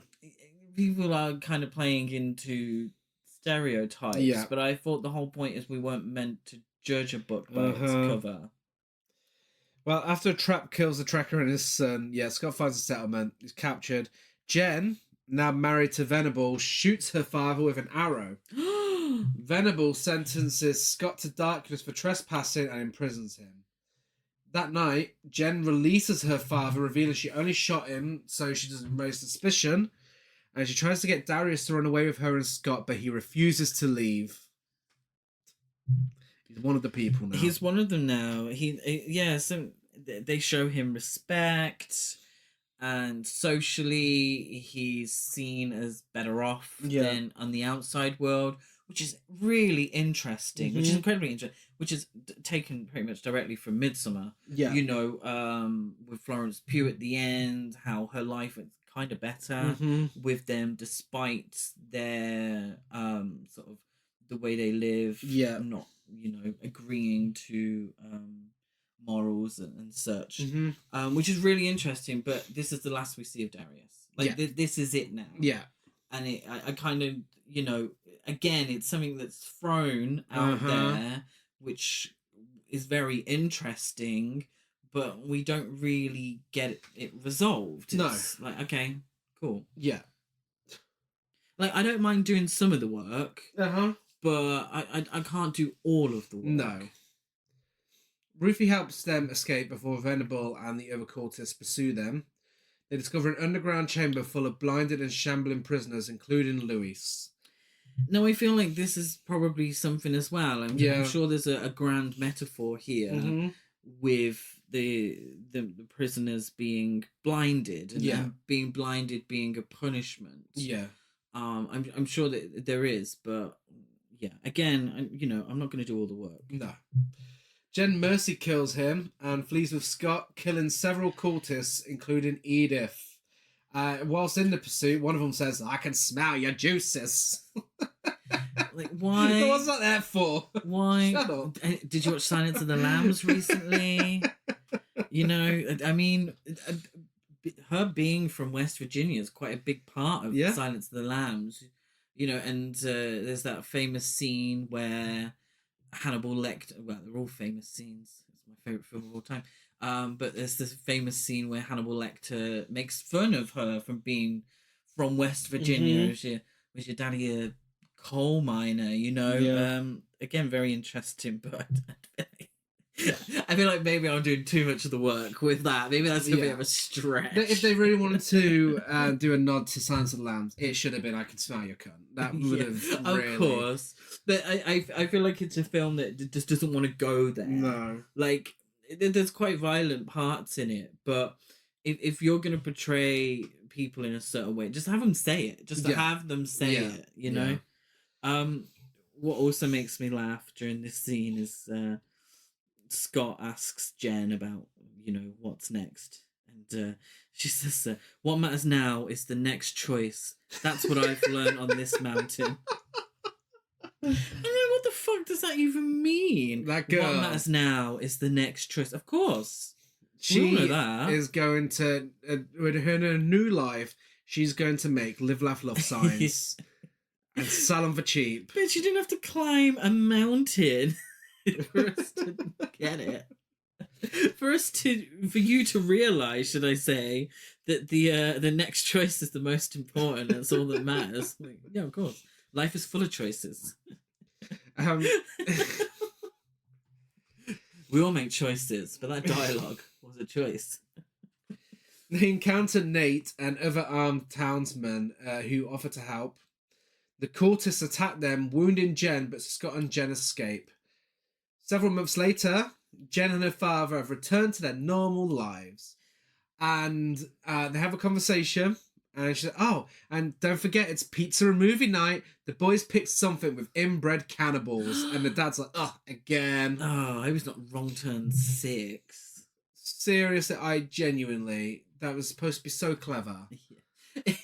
I mean, if it hadn't been at the end of a long film, a long slog of a film, I would have cackled. Yeah. But again, that's like, okay, is this meant to be a parody? What are you doing? What is this? Yeah, because also like the Nate character as well, like he offers to help him at the end, and he does in some way. He helps them at the end. So he sort of said that he beat up his name's Sam.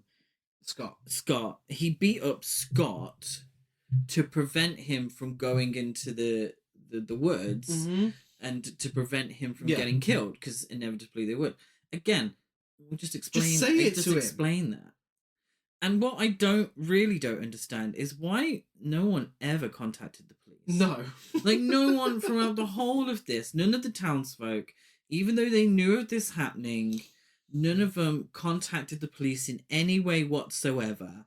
The sheriff as it is very typical of these sort of films. And again, a stereotype which are we meant to be, you know, we're not meant to be playing into these stereotypes, but the sheriff just ignores. Yeah. As Scott's getting beaten up, you know, it just really confuses me.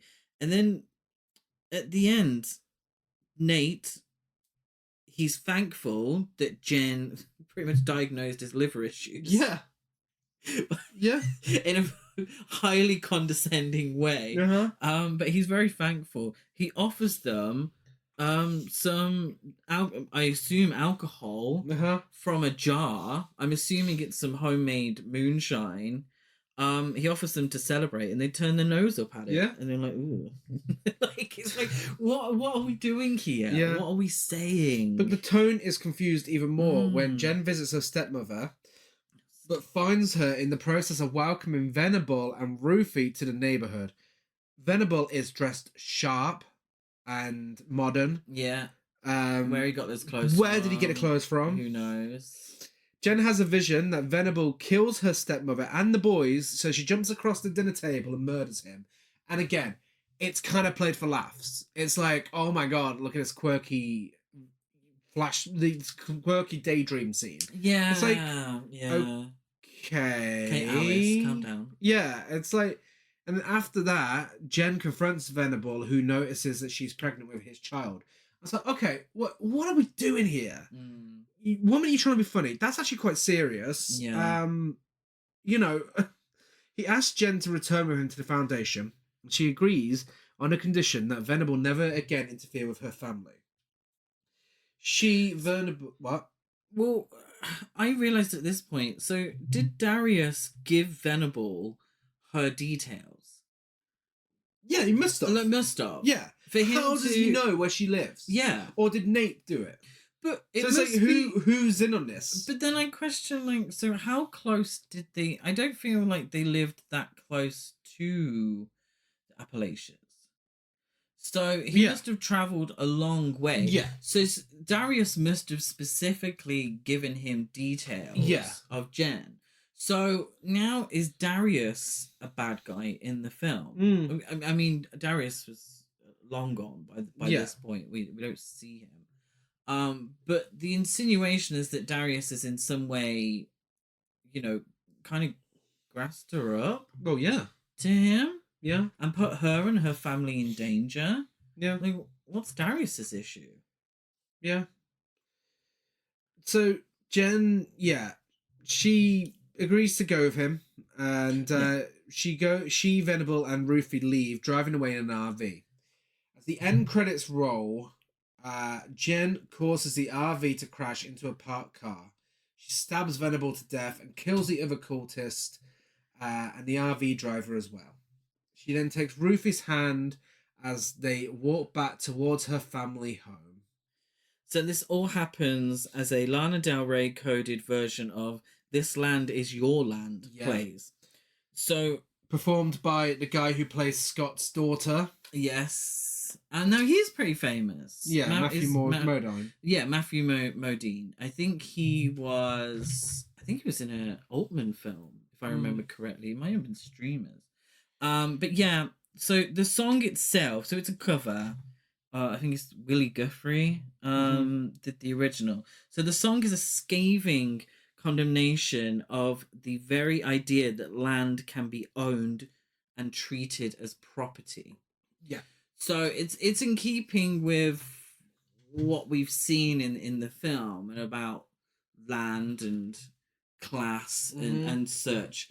But I'm still not sure what it's trying to say. Yeah. Its inclusion in the film is very deliberate. Of course, it's very deliberate. But are we trying to... Who are we condemning for, you know, owning land? Are we condemning Jen? No, because she's our final girl.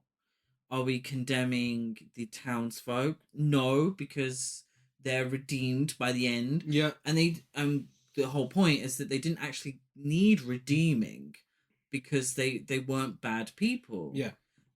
They were judged on stereotypes. So is it the Foundation that are snatching land? Yeah. are they the ones that the song is referring to? So they're ultimately the bad guys, and that would make more sense because of Venable and his actions within the film. But then, is the lesson not leave people alone? Yeah. You like Because Adam was such a terrible person that we feel for the Foundation at that point. But then by the end we don't. But then Darius, who is a character we like, feels that, and I think deliberately as a black character, feels that he is judged less on the color of his skin within the Foundation. So are they actually good people? It's so muddled. Yeah, It's so so mixed muddled. up. It's headache inducing. Yeah. Because I don't know how to feel. That's Wrong Turn 2021. Wrong Turn 2021, yeah. The biggest wrong turn was us deciding to watch it. The cynical part of me feels that potentially they felt forced to include all of this because they wanted to create a elevated horror, and in doing so they've lost the message.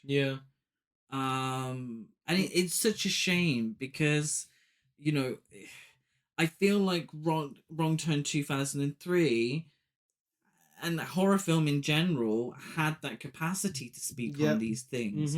I absolutely think so. And I think the writer, and I don't want to be too harsh, but I think the writer had the capabilities to do this. But it all went wrong. It really went wrong. Too much. It was shoehorned in. They tried to fit too much into it. It feels very bloated. It's way too long as well. Way too long. 150 minutes. It did not need to be. No. At all. No. For it to be almost half an hour longer than the original. Oh. Yeah. Really unnecessary. And I think that's also modern films. I think people try and get more for their money. Yeah, not every film has to be 2 hours. No. Well, let's get some comparisons in. We've got cinematography, scares, kills, and soundtrack. I mean, let's be honest, 2003, and it's not often we say this about the original, but it looks like every horror film released in 2003. It certainly does. And then 2021 looks like every horror film. I think 2021 actually looks very well shot. I think the cinematography is quite good. I think it looks more expensive than it probably was. Yeah, okay. And I think the cinematography was all right. There was a few moments of I can't see. Oh, of Turn course, on the of lights, course, please. yeah. But for the most part, I thought it was quite well shot. Yeah, that's true. Actually, it's the original. Judging from a first time watch, which I think is important when it comes to rewatching films for the podcast. Judging from a first time watch back in 2003, it's intense at times. It's got some great gore with some fantastic practical effects in there, and the soundtrack's very forgettable. But so is the soundtrack for 2021. Neither really have one that stands out. I thought the 2021 practical effects were really good, and the kills. Yeah. I think for things about it. Pure millennial nostalgia, the songs featured in the original. Yes, that tips it over. Yeah, it tips it over. The score, in that respect. The score, though, is quite generic, but I also think it is for 2021.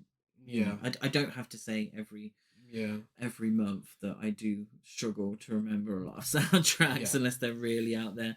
Kills for 2003. I suppose I was expecting more. So actually 2021 might beat it in that one. Just the head smash, the log as well. I thought was high camp. I thought it was very out there and something I hadn't necessarily seen before. So I appreciated that.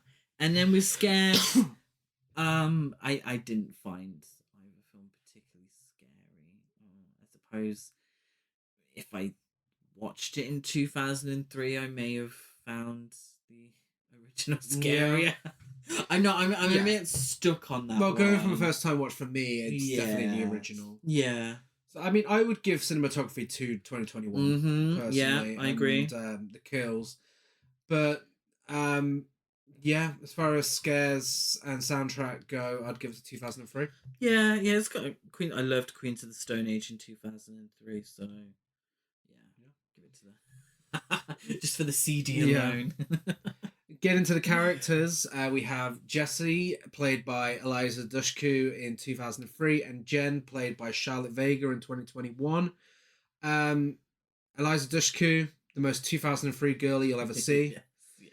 Fully into survival, and she dresses and looks exactly like Jessica Biel in the Texas Chainsaw Massacre remake, and she did majority of her own stunts for the film. Credit where it's due for that one. And Charlotte Vega, I don't think she gives the worst performance of the film, but she's clearly a character written with good intentions, but I didn't really find her likable.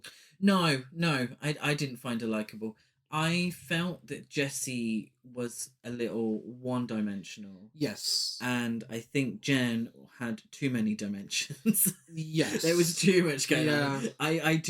I feel like she became confusing as a character. I didn't really figure out who she was, what she was about, why she made the decisions that she did.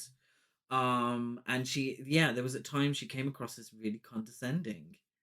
And she had that really cringy sort of dialogue. Yeah. You know, so she didn't come across as very likable. So I would absolutely give it to Jessie. Yeah. You know, I'd rather see a very 2003 girl slay and do her own stunts. Yeah, it's definitely Jessie. Yeah. We have Chris / Darius, which I've worked out as just the main male in the group. Interest, kind of. Desmond Harrington in 2003 and Aidan Bradley in 2021. I'll be honest, Aidan Bradley in 2021 doesn't do a lot. No. I feel like the intention was for him to do a lot Yeah. and for there to be messages there about his character, but it just kind of didn't do anything. Yeah, absolutely. I think it was lost on me with both characters. If I'm being perfectly honest, I thought they were kind of dull. Yeah, I think Chris, he had no personality. No, he was just there to look pretty. But also, in regards to Jessie, Chris is also the most 2003 guy you'll ever see. It's true. I personally, though, would maybe give it to Darius, just because, you know, we established that Jen was an annoying character, and he looked her dead in the eye, and said, "Nah, I think my life would be better off without you." That's true. That's true. He was like, "Nah, I choose my own destiny. You can go. I'm staying here." There's at least he can make a decision. Yeah. We'll give it to Darius for that reason. We have Carly and Mila. Carly and Mila being the main girls in the group. And the Veronica Cartwright. Supporting ones. We always say Veronica Cartwright. To establish, we haven't got anything against Veronica Cartwright. I just can't remember her character's name in Alien. Oh my god. Funny enough, a character in Alien, trans icon. Yes. But also massive wet blanket. Yes. Lambert, is it Lambert in Alien? Was that her name? I swear it was probably Lambert. Yes, it's Lambert. Yeah, okay, Lambert. Yeah. But we love a bit of Veronica Cartwright, so I don't do. Mind. I just wanted She's just the ultimate wet blanket. Yeah, I just wanted horror. to establish that we're not dissing Veronica Cartwright specifically. It's her character in Alien, the all-time biggest, greatest wet blanket in horror history. Yeah. Emmanuel Shriku, it plays Carly in 2003, and Emma Dumont plays Mila in 2021. As much as Carly is the ultimate Veronica Cartwright, I think she's entertaining and camp. Fucking Mila is just annoying. She's very annoying. The thing is, Carly's annoying, but with Mila, the acting is way worse. Yeah, with all due respect, you know, I know I say it a lot. Lovely girl, but the acting, it wasn't great. Yeah, it wasn't great. And I just I think she's also probably guilty as a character, guilty by association. Yeah. Because her boyfriend was a dick. Yeah. At least in the original, Carly had better taste in men. Yeah. That's true. You know, and I think you know who you decide to be in a relationship with, and you know Mila does defend him a few times for his dickish behavior. She does defend him, and rightfully she should be punished for that. Yeah. And finally, so yeah, we'll give it to Carly. And finally, we have the main villain. So we have the iconic Free Finger, played by Julian Richings in 2003, and Venable, played by Bill Sage in 2021. Now, I know Free Finger doesn't get a lot to do in the original. I fucking hated that Venable character. Oh my god. And not even in a hate him because he's the villain kind of way. It just angered me, just pointless. Yeah. Ridiculous, stupid character. Yeah. At least with Julian Richards in 2003, there's some great makeup effects there, and he does what he needs to do. Does what he needs to do, and he looks great doing And it. he's a horror legend, apparently. Yeah. So, yeah, you got to give it to Free Finger. I completely agree. And finally, we have our biggest queen. I give it to Jessie in the original. Yes, Jessie, absolutely. Biggest gasp, I give it to Carly's decapitation in the original. I give it to the police officer getting an arrow to the eye in the original. Best dialogue, I have, that's not Gary anymore. Louis, that was his body. His spirit's moved on. That's what he believed, right? He's in paradise now. He's happy. In the remake. I went with, what matters now is the next choice. That's what I've learned on this mountain. And that's camp. I give it to all the girlies in the original with their midriff on display like they're in Atomic Kitten about to burst into the tide is high. I went with the homophobic tree rolling with phone recording, cheesy slow-mo and bad acting in 2021. And with that being said, the original is the winner. Yes. The remake got more awards than I was expecting it to. Just not always for the right reasons. No. The problem is, I don't think there's a foundation. I don't. Wow. No. Let me try that again. I've got a bit of a cold. There is a foundation. I apologise. I got a bit of a cold coming on. It takes up a fucking hour of the film's runtime. Yeah. But I think there is a foundation for a good film there. I do feel like what it's trying to say is interesting. Yeah. I do fully believe that. Yeah, no, absolutely. And I just think it gets lost on the way. Yeah. And it gets muddled and it's too much jammed into the film. And it loses me. I lost interest because I'm like, I don't know what's going on. Yeah. You know, I don't want it spelled out for me all the time. No. But I also don't want to feel like I'm cracking the Zodiac killer code, you know? Yeah. I just, tell me what you're trying to do here and I'm on board. Yeah. And try and keep it less than 2 hours. Well, less than an hour and 50 minutes. Yeah. Be more succinct about it. So our ratings for both, I give 2003 6 Side of the Road blowjobs for sissy boys out of 10. And I give 2021 3 homophobic tree trunks out of 10. Both my ratings relate to the idea that clothing is the most important factor when it comes to assessing a man's masculinity. Duh. So I gave Wrong Turn 2003 6 trouser-wearing sissies out of 10, and Wrong Turn 2021 3 mildly colourful jackets fit for a ladies' tea party out of 10.